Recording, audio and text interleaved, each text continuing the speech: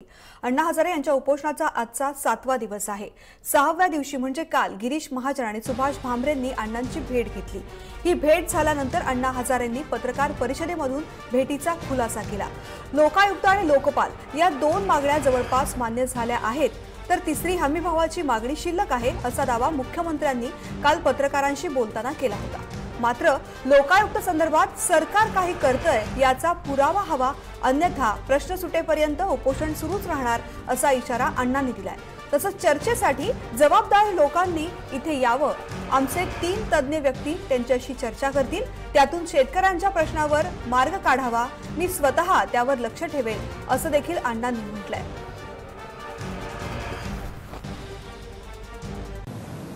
आलं तर चर्चा नाकारता येत नाही, पण नुसत्या चर्चेने प्रश्न सुटणार कसे?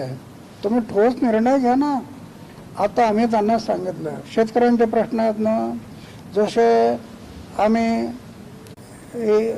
लोकायुक्त कमिटी, लोकायुक्ताचा कायदा करा, त्याच्यावर जॉईंट कमिटी, हे जसा निर्णय झाला तसं पंतप्रधान कार्यालयाचा जबाबदार सेक्रेटरी, मंत्री त्यांना बोलवा, आमचे 3 लोक, त्यांचे 3 लोक जाणकार याच्यातले, आणि बसा आणि शेतकऱ्यांच्या मुद्द्यावरती एक एक विषय घेऊन चर्चा करा। स्वामीनाथन आयोगाचा रिपोर्ट काय म्हणतो असे बसून चर्चा करा, आणि जर एकमत झालं तर मग आम्ही त्याच्यावर जरूर विचार करू। पण एकमत नाही झालं तर मग बाकी उपोषण सुटणार नाही। हे शेतकऱ्यांचं आजही आत्महत्या आज चालू आहेत ना, रोज कुठे ना कुठे बातम्या येतात शेतकऱ्यांच्या आत्महत्या। हे आत्महत्या झाली तर शेतकऱ्यांचा ओरड होतो, घरामध्ये मुलं बायका सगळे रडतात, हे पाहतात पण आंधळी झाली, सगळे आंधळी झाली। तर या संदर्भामध्ये अधिक माहिती देत आहेत आमचे ब्युरो चीफ माधव सावरगावे। माधव, अण्णांच्या उपोषणाचा आजचा 7वा दिवस आहे। कालच्या 6व्या दिवशी गिरीश महाजनांनी अण्णांची भेट घेतली, सुभाष भामरे देखील भेटीला आले होते। गिरीश महाजनांनी खरं तर ही दुसरी भेट अण्णांची घेतलेली आहे, मात्र तरी देखील ही भेट देखील निष्फळ ठरल्याचं दिसून येतंय, कारण अण्णा अजूनही आपल्या उपोषणावरती ठाम आहेत। अण्णांचं नेमकं आत्ता म्हणणं काय आहे?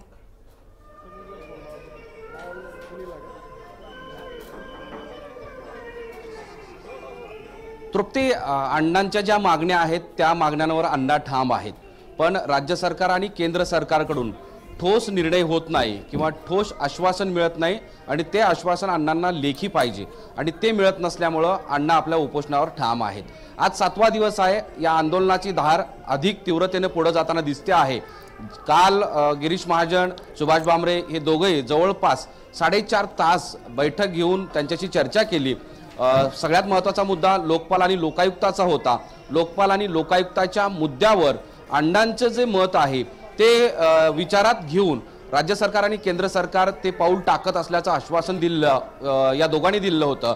मात्र अण्णा असं म्हणाले की या दोघांच्याही मताशी मी सहमत नाही, किंवा जी चर्चा झाली आहे ती सकारात्मक झालेली नाही, आणि म्हणूनच अण्णांच्या एकूण मागण्या आहेत त्या मागण्यासंदर्भात राज्य सरकार आणि केंद्र सरकार आज काय भूमिका घेतं हे सगळ्यात महत्त्वाचं आहे। विशेष म्हणजे केवळ लोकपाल आणि लोकायुक्ताचा मुद्दा बाजूला ठेवला तर शेतकऱ्यांचे प्रश्न सोडवण्यासाठी राज्य सरकार आणि केंद्र सरकार हे कटिबद्ध नाही। ज्या मागण्या अण्णांनी सरकारच्या समोर ठेवल्या होत्या त्या कुठल्याही परिस्थितीमध्ये पूर्ण केल्याशिवाय मी मागे हटणार नाही अशी भूमिका घेतल्यामुळे सरकारची सुद्धा अडचण झालेली आहे, आणि त्यामुळेच आज पुन्हा गिरीश महाजन, त्यावर सुभाष भामरे तर येणारच आहेत। इथं चर्चा अशी आहे की आज स्वतः मुख्यमंत्री सुद्धा आज अण्णांच्या भेटीला येतील, सोबत असतील केंद्रीय कृषी मंत्री राधामोहन सिंह, आणि त्यामुळेच आज हा दिवस सगळ्यात महत्त्वाचा आहे, कारण अण्णांची तब्येत हळूहळू खालावत चाललेली आहे। 4.5 किलोच्या आसपास त्यांचं वजन कमी झालेलं आहे। किडनी आणि त्या सगळ्या प्रक्रियेमध्ये कीटोनचं प्रमाण सुद्धा आता वाढू लागलेलं आहे, आणि अशा स्थितीमध्ये गावकऱ्यांची चिंता वाढलेली आहे, आणि सोबतच देशभरातल्या वेगवेगळ्या भागातून अण्णांना पाठिंबा देणाऱ्यांची संख्याही वाढू लागली आहे, आणि त्यामुळेच एकीकडे गावकऱ्यांना ही चिंता आहे तर दुसरीकडे सरकारला सुद्धा ती चिंता आहे की अण्णा उपोषण कधी मागे घेतील, आणि त्यामुळेच हा जो आंदोलनाचा रेटा आहे तो पुढे पुढे जाताना दिसतोय। आपल्यासोबत लाभेश आवटे आहेत, गावचे उपसरपंच आहेत, गावकऱ्यांनी सुद्धा गेल्या 7 दिवसांपासून वेगवेगळ्या माध्यमातून अण्णांना पाठिंबा देण्यासाठी वेगवेगळी आंदोलन केली होती आणि आज तर गावमध्ये पूर्ण गाव बंद आहे आणि चूलबंद आंदोलन असणार आहे। गावात कोणीही आज जेवण करणार नाही। आपल्यासोबत लाभेश आहेत, काय सांगाल की काल राज्य सरकार आणि केंद्र सरकारच्या प्रतिनिधींबरोबरची चर्चा निष्फळ ठरलेली आहे, आज काही अपेक्षित आहे आणि तुमचं आंदोलन कसं असणार आहे? चर्चा निष्फळ ठरली असं म्हणता येणार नाही।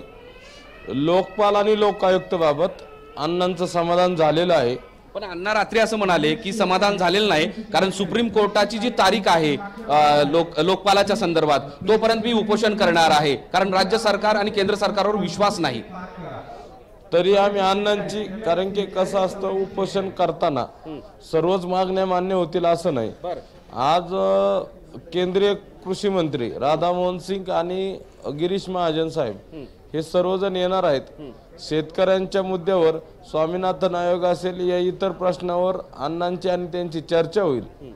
आम्हाला अण्णांचं उपोषण सुटणं हे राळेगण सिद्धीसाठी महत्वाचं आहे। आज दुपारपर्यंत काय चर्चा होती याचा आम्ही सर्वजण पाहू, परंतु जर आज ही चर्चा जर निष्फळ ठरली तर मात्र राळेगण सिद्धीच्या आंदोलनाचा एक राळेगण सिद्धीकरांचा उद्रेक होईल। मुख्यमंत्री पण येणार आहेत अशी चर्चा आहे, काही तसा निरोप आलेला आहे? आम्हाला तरी अजून काही खात्रीशीर माहिती नाही, हे आधी येणार आहेत। जर चर्चेवर तोडगा निघाला, अण्णा उपोषण सोडणार असतील तर मुख्यमंत्री येण्याची शक्यता आहे। पण काल अण्णा असं म्हणाले की गिरीश महाजन आणि सुभाष भामरे यांना कृषी संदर्भात कुठलीही माहिती नाही, त्यांना माहित नसल्यामुळे ते येऊ नये। मग पुन्हा ते येत आहेत, ते आता केंद्रीय कृषी मंत्र्यांना घेऊन येत आहेत, ते आता केंद्रीय कृषी मंत्र्याला घेऊन येत आहेत आणि त्यामुळेच कुठेतरी तोडगा निघेल असं सगळ्यांना वाटते। तृप्ती, निश्चितच माधव, खरं तर आता मुख्यमंत्री येणार असल्याची माहिती तुम्ही दिलेली आहे। काल जेव्हा चर्चा झाली होती त्यानंतर मुख्यमंत्र्यांचं देखील म्हणणं होतं की लोकायुक्त आणि लोकपालावरती देखील आता सरकारने काम केलेलं, मात्र शेतकऱ्यांच्या मागण्यांसंदर्भामध्ये फक्त आता चर्चा होणं बाकी राहिलेलं आहे। मात्र अण्णा हजारेंनी आपली नाराजी त्यावेळेस देखील व्यक्त केलेली होती की लोकपाल आणि लोकायुक्त संदर्भात देखील त्यांना ठोस काही त्यांच्या बदल करणं अपेक्षित आहे, ते होत नाहीत। त्यामुळे आज अण्णा हजारे आणि मुख्यमंत्री यांच्यामध्ये कोणकोणत्या विषयावर चर्चा होऊ शकते आणि मुख्यमंत्री आल्यानंतर तरी अण्णा हजारे उपोषण सोडतील का, हा एक प्रश्न अजूनही अनिश्चितच आहे।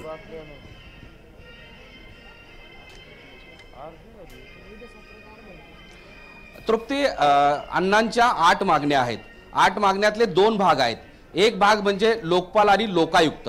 लोकपालाच्या संदर्भात केंद्राकडे अण्णांची मागणी आहे आणि त्या संदर्भात केंद्राने असं सांगितलेलं आहे की हा सुप्रीम कोर्टाचा विषय आहे, येणाऱ्या पुढच्या महिन्याच्या 20 तारखेला त्या संदर्भात तो निर्णय होऊ शकतो आणि लोकपालाचा जो निर्णय आहे, अण्णांना अपेक्षित जो लोकपाल आहे आणि लोकपालाच्या संदर्भातच्या नियुक्त्या आहेत त्या पूर्ण होतील असं एक सांगण्यात आलेलं आहे। दुसरं, लोकायुक्तांची जी कक्षा होती ती कक्षा रुंदवण्याची मागणी अण्णांची होती। 29 तारखेच्या राज्याच्या कॅबिनेटमध्ये लोकायुक्तांच्या संदर्भात सुद्धा निर्णय घेतला गेला होता, मात्र अण्णांनी त्यामध्ये आक्षेप घेतला असा आहे की ही कक्षा रुंदावत असताना त्याचा कायदा करावा, विधिमंडळात त्याची चर्चा झाल्यानंतर मग तो पुढच्या काळामध्ये त्याचा अध्यादेश निघाल्यानंतर खऱ्या अर्थानं लोकपाल आणि लोकायुक्ताचे हात मजबूत होतील आणि मग माजी मुख्यमंत्री, आजी मुख्यमंत्री असतील किंवा भ्रष्ट प्रशासनातील अधिकारी असतील त्यांना शिक्षा होऊ शकते असं ठामपणे अण्णांचं मत आहे। आणि त्यामुळेच या गोष्टी निश्चितपणे सांगितल्यानंतर राज्य आणि केंद्र सरकारला नेमकं त्याच्यामध्ये स्पष्ट भूमिका काय मांडायची ते आज मांडतील। काल असं सांगितलं होतं, आता लाभेशने जर सांगितलेलं आहे त्याच्यात थोडंफार समाधान झालं आहे। आता हा सगळ्यात पहिला टप्पा आहे। दुसरा टप्पा म्हणजे शेतीच्या संदर्भात वेगवेगळ्या मागण्या अण्णांच्या होत्या, विशेष म्हणजे स्वामीनाथन आयोगाची जी अंमलबजावणी आहे, जो अहवाल आहे तो स्वीकारावा आणि त्याच्या शिफारसीची अंमलबजावणी करावी। मात्र त्या संदर्भात अजूनही केंद्राचा कुठलाही ठोस निर्णय किंवा तसं आश्वासन मिळालेलं नाही। आजचा दिवस अतिशय महत्त्वाचा आहे। जर मुख्यमंत्री आणि अण्णांची भेट झाली तर त्यांच्यामध्ये चर्चा होते का, अण्णा उपोषण मागे घेतात का, हा प्रश्न खरं तर सध्या सगळ्यांनाच पडलेला आहे। धन्यवाद माधव या संपूर्ण माहितीसाठी।